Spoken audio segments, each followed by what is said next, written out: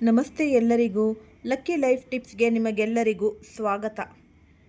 ಈ ಜ್ಯೋತಿಷ್ಯ ಶಾಸ್ತ್ರದ ಪ್ರಕಾರ ಈ ವರ್ಷದ ಚಂದ್ರಗ್ರಹಣವು ಇದೇ ಹುಣ್ಣಿಮೆಯ ದಿನದಂದು ಅಂದರೆ ಸೆಪ್ಟೆಂಬರ್ 7ರಂದು ಆಚರಿಸಲಾಗುತ್ತಿದ್ದು, ಈ ದಿನದಂದು ಕರ್ಮ ಮತ್ತು ನ್ಯಾಯ ನೀಡುವ ಶನಿದೇವ ಅಂದರೆ ಈ ಶಶರಾಜ ಯೋಗವನ್ನು ಸಹ ಸೃಷ್ಟಿಸಲಿದ್ದಾನೆ. ಇದರಿಂದಾಗಿ ಸುಮಾರು 50 ವರ್ಷಗಳ ನಂತರ ಚಂದ್ರಗ್ರಹಣದ ಸಮಯದಲ್ಲಿ ಶನಿದೇವನ ಅಪರೂಪ ಕಾಕತಳೀಯವು ಈ ಸಂಭವಿಸಲಿದ್ದು, ಅಂತಹ ಸ್ಥಿತಿಯಲ್ಲಿ ಕೆಲವು ರಾಶಿ ಚಕ್ರಗಳ ಮೇಲೆ ಅದೃಷ್ಟವು ಬರಲಿದೆ. ಮತ್ತು ಕುಂಭರಾಶಿ, ಕುಂಭ ಲಗ್ನ ಇವರು ಅಂದರೆ ಜ್ಯೋತಿಷ್ಯ ಶಾಸ್ತ್ರದ ಪ್ರಕಾರವಾಗಿ ನೋಡಿದಾಗ ಬಹಳ ದುರಾದೃಷ್ಟವಂತರು ಅಂತ ಹೇಳಬಹುದು. ಜೀವನ ಒಂದೇ ರೀತಿಯಲ್ಲಿ ಇರುವುದಿಲ್ಲ. ಮತ್ತು ಒಂದು ಎಚ್ಚರಿಕೆಯನ್ನು ಸಹ ಇವರು ವಹಿಸಬೇಕಾಗುತ್ತೆ. ತಮಗೆ ಹೇಗೆ ಬೇಕೋ ಹಾಗೆ ಮಾಡ್ತಾರೆ, ಹಠಮಾರಿ ಸ್ವಭಾವ. ಆದರೆ ಇವರು ನಿಧಾನಸ್ಥರು. ತಲೆಗೆ ಸಂಬಂಧಪಟ್ಟಿರುವಂತಹ ಮತ್ತು ಈ ಕಾಲಿಗೆ, ರಕ್ತ ಪರಿಚಲನೆಗೆ, ಶ್ವಾಸಕೋಶಕ್ಕೆ ಸಂಬಂಧಪಟ್ಟಂತಹ ತೊಂದರೆಗಳು ಇವರಿಗೆ ಕಾಡಬಹುದು. ಆದಷ್ಟು ಎಚ್ಚರಿಕೆಯಿಂದ ಇದ್ದಷ್ಟು ಒಳ್ಳೆಯದು. ವಿದ್ಯೆಯು ಚೆನ್ನಾಗಿ ಹೆಚ್ಚಲಿಕ್ಕೆ ನಾವು ನೋಡಿದಾಗ ಅಂದರೆ ಇವರು ಏನಾದರೂ ಈ ಆನೆಗೆ ಯಾವುದಾದರೂ ತಿನ್ನುವ ಪದಾರ್ಥವನ್ನು ಕೊಡಬೇಕು. ಮತ್ತು ಈ ದಾಂಪತ್ಯದಲ್ಲಿ ಸ್ವಲ್ಪ ಸಮಸ್ಯೆಗಳು ಹೆಚ್ಚು ಬರತಕ್ಕಂತಹ ಈ ಲಗ್ನ ಮತ್ತು ರಾಶಿ ಭಾಗ್ಯೋದಯ ಭಾಗ್ಯ ಹೆಚ್ಚಲಿಕ್ಕೆ ನೀವು ಮಾಡೋದು ಏನು ಮಾಡಬೇಕು ಅಂತ ಅಂದರೆ ಇವರು ಆದಷ್ಟು ಗೋ ಸೇವೆಯನ್ನು ಮಾಡಬೇಕು. ಉದ್ಯೋಗ, ವ್ಯಾಪಾರ, ವ್ಯವಹಾರ ಎಲ್ಲದರಲ್ಲೂ ಸಿದ್ಧಿ, ವೃದ್ಧಿ, ಶ್ರೇಯಸ್ಸು ಇವರಿಗೆ ಬರುತ್ತೆ. ಮನೆಯಲ್ಲಿ ಕೆಲಸ ಮಾಡುವಾಗ ವಿಶೇಷ ಎಚ್ಚರ ವಹಿಸಿ. ಮನೆ ಬಳಕೆಯ ವಸ್ತುಗಳ ಯಾವುದೇ ಅಸಡ್ಡೆಯ ಬಳಕೆ ನಿಮಗೆ ಸಮಸ್ಯೆ ಉಂಟು ಮಾಡಬಹುದು.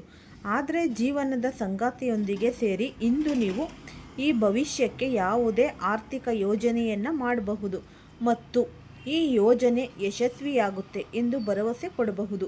ಈ ಹಾಸ್ಯದ ಅಂದರೆ ಪ್ರಕೃತಿ ನಿಮ್ಮ ಸುತ್ತಮುತ್ತಲಿನ ಪರಿಸರವನ್ನು ಬೆಳಗಿಸುತ್ತೆ. ಇದುವರೆಗೂ ಒಂಟಿಯಾಗಿ ಇರುವವರು ಇಂದು ಯಾರೋ ವಿಶೇಷ ಭೇಟಿಯಾಗುವ ಸಾಧ್ಯತೆ ಕೂಡ ನಿಮಗೆ ಒದಗಿ ಬರುತ್ತಿದೆ. ಅದೃಷ್ಟದ ಬಾಗಿಲು ಯಾವಾಗ ತೆಗೆಯುತ್ತೆ ಅಂತ ನೀವು ಕೇಳ್ಕೊತಾನೆ ಇರ್ತೀರ. ಹಾಗಾಗಿ ಈ ಸೆಪ್ಟೆಂಬರ್ ತಿಂಗಳು ಅಂದರೆ ಈ ದಸರಾ ನಿಮಗೆ ಎಲ್ಲರಿಗೂ ಕೂಡ ಗೊತ್ತೇ ಇದೆ. ಈ ನಾಡ ಹಬ್ಬ ದಸರಾ ಅದೃಷ್ಟದ ಬಾಗಿಲು ನವರಾತ್ರಿಯ ದಿನ ನಿಮಗೆ ಏನು ನವರಾತ್ರಿಯ 9 ದಿವಸಗಳ ಕಾಲ ನಿಮಗೆ ಒಂದೊಂದು ದೇವರುಗಳ ಆವಾಹನೆಯನ್ನು ನೀವು ಮಾಡಿಕೊಂಡಾಗ ಕೆಲವೊಂದಷ್ಟು ಶಕ್ತಿಗಳು ಉದ್ಭವವಾಗುತ್ತೆ. ಈ ಕುಂಭರಾಶಿಯವರಿಗೆ ಸೆಪ್ಟೆಂಬರ್ ತಿಂಗಳಲ್ಲಿ ಒಂದಷ್ಟು ಆರೋಗ್ಯ, ಒಂದಷ್ಟು ವೃತ್ತಿಪರ ಜೀವನದಲ್ಲಿ ವ್ಯಾಪಾರ, ಮನಸ್ಸಿಗೆ ನೆಮ್ಮದಿ ಅನ್ನೋದು, ಶಾಂತಿಯುತವಾಗಿರತಕ್ಕಂತಹ ಜೀವನ, ಒಳ್ಳೆಯ ಆರೋಗ್ಯ ಸುಧಾರಿಸುತ್ತೆ. ಒಳ್ಳೆಯ ನಿಮಗೆ ಏನಂತಂದರೆ ಈ ಶನಿ ಕೊನೆಯ ಹಂತದಲ್ಲಿ ಇರುವಂಥದ್ದು. ಈ ಕೊನೆಯ ಹಂತದಲ್ಲಿ ಇದ್ದಾಗ ಏನೆಲ್ಲ ನಿಮಗೆ ಶುಭ ಫಲಗಳು, ಶುಭ ಲಾಭಗಳು, ಅದೃಷ್ಟ ಅಥವಾ ಈ ನಷ್ಟಗಳು ನಿಮಗೆ ಏನಾಗುತ್ತೆ ಅಂದರೆ ಈ ಒಳ್ಳೆಯ ಅಭಿಲಾಷೆಯನ್ನು ಇಟ್ಕೊಂಡಿರ್ತೀರ. ಯಾರಿಗೂ ಸಹಿತ ಮೋಸ ಮಾಡಲ್ಲ. ಒಳ್ಳೆಯ ವಿಚಾರಗಳು ನೀವು ಥಿಂಕ್ ಮಾಡ್ತೀರ. ಇದೆಲ್ಲದರ ಜೊತೆಗೆ ಇಷ್ಟೆಲ್ಲ ಮಾಡಿ ದೇವರ ಮೇಲೆ ಭಕ್ತಿಯನ್ನು ಮಾಡ್ತಾ ಇರ್ತೀರ. ಯಾವಾಗ ನಿಮಗೆ ಅಂದರೆ ಕಷ್ಟಗಳಿಂದ ಸ್ವಲ್ಪ ಮುಕ್ತಿ ಸಿಗುತ್ತಪ್ಪ ಅಂತ ಹಾಗೆ ಕೇಳ್ಕೊತಾ ಇರ್ತೀರ. ಶನಿ ಸಂಚಾರ ಯಾವಾಗ ಮುಗಿಯುತ್ತೋ ಈ ಕೊನೆ ಹಂತದಲ್ಲಿ ಮುಗಿದಾಗ ಏನೆಲ್ಲ ಲಾಭಗಳು ಇದೆ ಮತ್ತು ಏನೆಲ್ಲ ನಷ್ಟಗಳಾಗುತ್ತವೆ. ಈ 3 ರಾಶಿಯವರಿಗೆ ಒಂದಿಷ್ಟು ಲಾಭಗಳೇ ಆಗೋದು.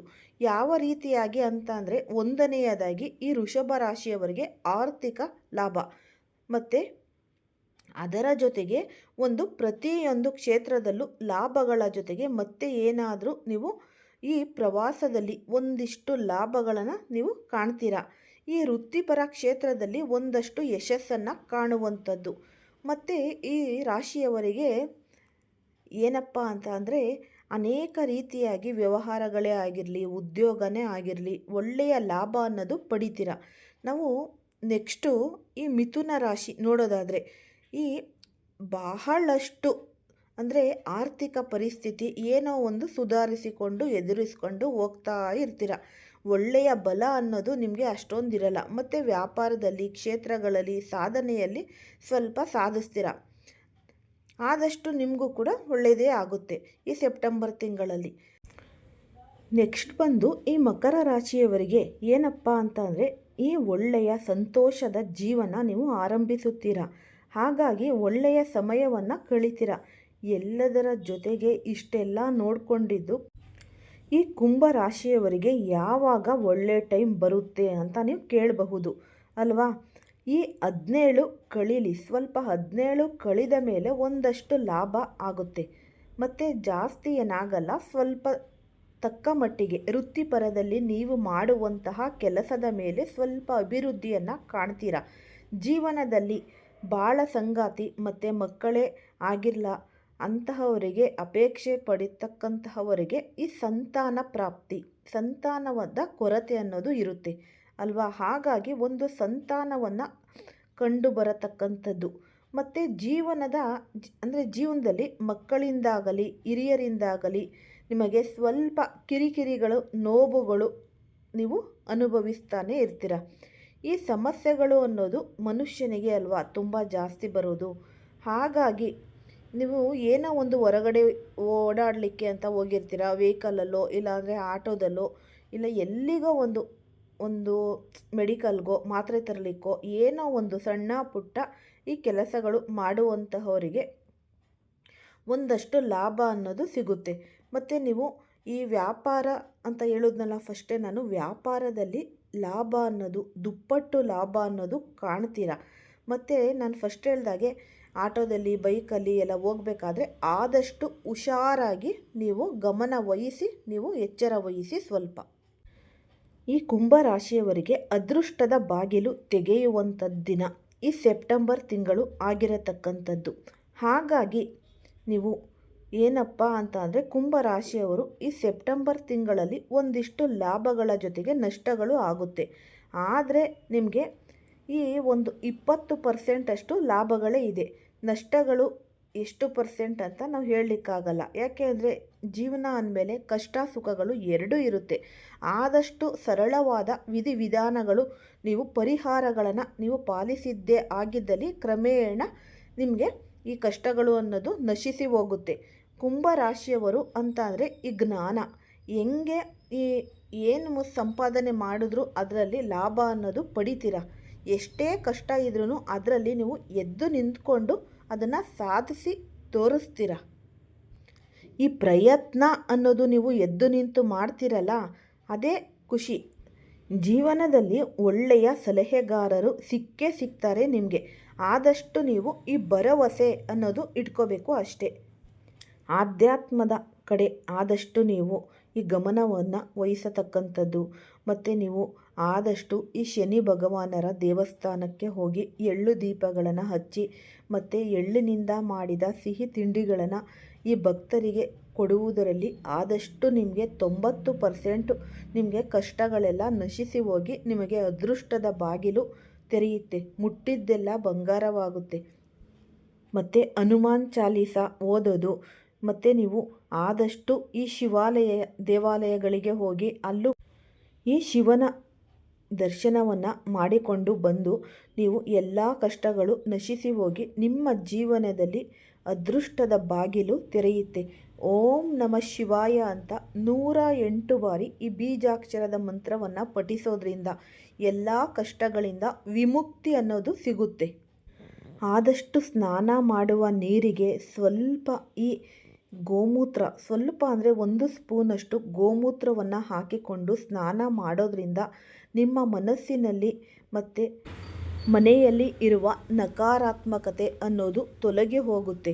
ಆ ಎಲ್ಲ ಕೆಲಸದಲ್ಲೂ ನಿಮಗೆ ಅದೃಷ್ಟ ಅನ್ನೋದು ಪ್ರಾಪ್ತಿಯಾಗುತ್ತೆ. ಅದೃಷ್ಟ ಅನ್ನೋದು ಬಂದಾಗ ನಿಮ್ಮ ಜೀವನದಲ್ಲಿ ಅಖಂಡ ರಾಜಯೋಗ ಅನ್ನೋದು ಸೃಷ್ಟಿಯಾಗುತ್ತೆ. ಎಲ್ಲ ಕೆಲಸದಲ್ಲಿ ಜಯ ಅನ್ನೋದು ಸಿಗ್ತಾ ಹೋಗುತ್ತೆ. ತಗೊಳ್ಳುವಂತಹ ಅದಕ್ಕೆ ಇಲ್ಲಿ ಏನೋ ಒಂದು ದುಡ್ಡೇ ಆಗಿರ್ಬೋದು, ಏನೋ ಒಂದು ಅನ್ಯಾಯವಾಗಿ ಅಕ್ರಮವಾಗಿ ಒಂದು ದಬ್ಬಾಳಿಕೆ ನಡೆಸೋದು ಇತ್ಯಾದಿ ವಿಷಯಗಳಲ್ಲಿ ಕೂಡ ಇವರು ರಾಹು ಒಂದು ಮಾಯೆ ಅಲ್ವಾ. ಹಾಗಾಗಿ ಮಾಯೆಯಿಂದ ಬರೋ ಥರ ಮಾಡಿಬಿಡುತ್ತೆ. ಈ ಗ್ರಹಣ ಒಂದು ಆರಂಭವಾದ ಮೇಲೆ ಈ ಗ್ರಹಣದ ಫಲಗಳು ರಾಶಿಗೆ, ಯಾವ ರಾಶಿಯಲ್ಲಿ ಹುಟ್ಟಿರುವಂತಹ ಜನರಿಗೆ ಏನು ಪರಿಹಾರಗಳು ಮಾಡಲಿಲ್ಲ ಅಂತ ಹೇಳಿದರೆ 6ರಿಂದ 9 ತಿಂಗಳುಗಳ ಕಾಲ ಪರಿಹಾರ ಅಂದರೆ ಈ ಪ್ರಭಾವ ಅನ್ನೋದು ಇದ್ದೇ ಇರುತ್ತೆ. ಇಲ್ಲ ನಿಷ್ಠೆಯಿಂದ ಪ್ರತಿ ಶನಿವಾರ ಅಥವಾ ಈ ರಾಹುಗೆ ಸಂಬಂಧಪಟ್ಟಿರುವಂತಹ ಒಂದು ಗ್ರಹ ದಾನ ಜಪ ತಪ ನೀವು ಮಾಡಿಕೊಂಡ್ರೆ ತುಂಬಾ ಒಳ್ಳೆಯದು. ಹಾಗಾಗಿ ನೀವು ಈ ಪರಿಹಾರ ಮಾಡ್ಕೋಬೇಕು ಅಂತ ಏನಿಲ್ಲ. ಅಂದರೆ ನೀವು ದಾನ ಧರ್ಮಗಳು ಕೊಡಬೇಕು, ಪರಿಹಾರ ಚಿಕ್ಕದಾಗಿದ್ರೂ ಕೊಡಬೇಕು, ದೊಡ್ಡದಾಗಿದ್ರೂ ನೀವು ನೋಡಿಕೊಂಡು ಕೊಡಬೇಕಾಗುತ್ತೆ. ಯಾವ ಪ್ರಭಾವವು ಅಂದರೆ ನೀವು ಕೊಡಲಿಲ್ಲ ಅಂದರೆ ದುಷ್ಪರಿಣಾಮಗಳು ಆಗುವ ಚಾನ್ಸಸ್ ಅನ್ನೋದು ಇರುತ್ತೆ. ಆದಷ್ಟು ನೀವು ಮುಖ್ಯವಾಗಿ ಇಲ್ಲಿ ದೂರ ಪ್ರಯಾಣ ಅನ್ನೋದು ಸ್ವಲ್ಪ ಹಿಂದೇಟಾಕ್ರಿ. ಯಾಕೆ ಅಂದರೆ ಆದಷ್ಟು ಈ ಸಮಯ ಅನ್ನೋದು ಅಷ್ಟೊಂದು ಚೆನ್ನಾಗಿಲ್ಲ. ಮತ್ತು ಈ ಕೆಲವೊಂದಷ್ಟು ವಿಷಯಗಳು ಪೂರ್ತಿಯಾಗಿ ನೀವು ಫಸ್ಟೇ ಐಡಿಯಾ ಮಾಡ್ಕೊಂಡಿರ್ತೀರ, ನಾವು ಆ ದೇವಸ್ಥಾನಕ್ಕೆ ಹೋಗಬೇಕು, ಅಲ್ಲಿಗೆ ಹೋಗಬೇಕು ಅಂತ. ಅದನ್ನು ನೀವು ಸ್ವಲ್ಪ ಇನ್ನು ಪೋಸ್ಟ್ಮನ್ ಮಾಡಿಕೊಂಡ್ರೆ ಮುಗೀತು. ಕುಂಭರಾಶಿಯವ್ರಿಗೆ ಕೆಲವೊಂದು ವಿಷಯಗಳಲ್ಲಿ ಅಂದರೆ ಪರೀಕ್ಷೆ ರೀತಿಯಲ್ಲಿ ಈ ಗ್ರಹಣದ ಪ್ರಭಾವವು ಇದ್ದೇ ಇರುತ್ತೆ. ಅದಕ್ಕೆ ಸಾಕಷ್ಟು ನೀವು ಅಮ್ಮನವರನ್ನು ಅಂದರೆ ಈ ದುರ್ಗಾದೇವಿ, ನಮ್ಮಲ್ಲಿ ಗ್ರಾಮ ದೇವತೆ ಅಂತ ಯಾವುದಿರುತ್ತೆ, ಶಕ್ತಿ ದೇವತೆ, ಆ ದೇವರಿಗೆ ಅಮ್ಮನವರಿಗೆ ಹೋಗಿಬಿಟ್ಟು ನೀವು ನಿಂಬೆಹಣ್ಣಿನ ದೀಪಾರಾಧನೆ ಮಾಡಿ. ಅಮಾವಾಸ್ಯೆಯ ದಿನದಂದು ನಿಂಬೆಹಣ್ಣಿನ ಹಾರವನ್ನು ಹಾಕುವುದರಿಂದ ಈ ರಾಹುಕಾಲದಲ್ಲಿ ದೀಪಾರಾಧನೆ ಮಾಡುವುದರಿಂದ ಸಾಕಷ್ಟು ಶುಭ ಫಲಗಳು ಅನ್ನೋದು ನೀವು ನೋಡ್ತೀರಾ. ಮತ್ತು ನಿಮ್ಮ ಮನೆಯಲ್ಲಿ ಮನಸ್ಸಿನಲ್ಲಿ ಈ ನೆಗೆಟಿವ್ ವಿಷಯಗಳಿಂದ ಸ್ವಲ್ಪ ದೂರ ಇರಬಹುದು ಅಂತ ಹೇಳ್ತಾ, ನೀವು ಆದಷ್ಟು ಈ ನೆಗೆಟಿವ್ ವಿಷಯಗಳಿಂದ ದೂರ ಇದ್ದಷ್ಟು ನೀವು ನಿಮ್ಮ ಮನೆಯಲ್ಲಿ ಸಕಾರಾತ್ಮಕ ಬೆಳವಣಿಗೆ ಅನ್ನೋದು ಆಗುತ್ತೆ. ಈ ಸಕಾರಾತ್ಮಕತೆ ಅನ್ನೋದು ಇದ್ದಾಗ ನಿಮ್ಮ ಮನೆಯಲ್ಲಿ ಅಭಿವೃದ್ಧಿ ಅನ್ನೋದು ನಾನಾ ಮೂಲಗಳಿಂದ ಧನಾಭಿವೃದ್ಧಿ ಅನ್ನೋದು ಆಗುತ್ತೆ. ಹಾಗಾಗಿ ಆದಷ್ಟು ಈ ಸರಳ ಪರಿಹಾರಗಳು ಮಾಡಿಕೊಳ್ಳಿ ತಪ್ಪದೇ. ನೀವು ಈ ಕುಂಭರಾಶಿಯವರು ಆಸಕ್ತಿ ಇರಲಿ, ಆಸಕ್ತಿ ಇಲ್ದಲೇ ಹೋದರೆ ಹೋಗಲಿ, ಆದಷ್ಟು ನೀವು ಸಣ್ಣ ಸಣ್ಣ ಪರಿಹಾರಗಳು ಮಾಡಿಕೊಳ್ಳೋದ್ರಿಂದ ನಿಮ್ಮ ಜೀವನದಲ್ಲಿ ಶುಕ್ರ ದೆಸೆ ಅಖಂಡ ರಾಜಯೋಗ ಅನ್ನೋದು ತಿರುಗುತ್ತೆ. ಎಲ್ಲರಿಗೂ ಧನ್ಯವಾದಗಳು.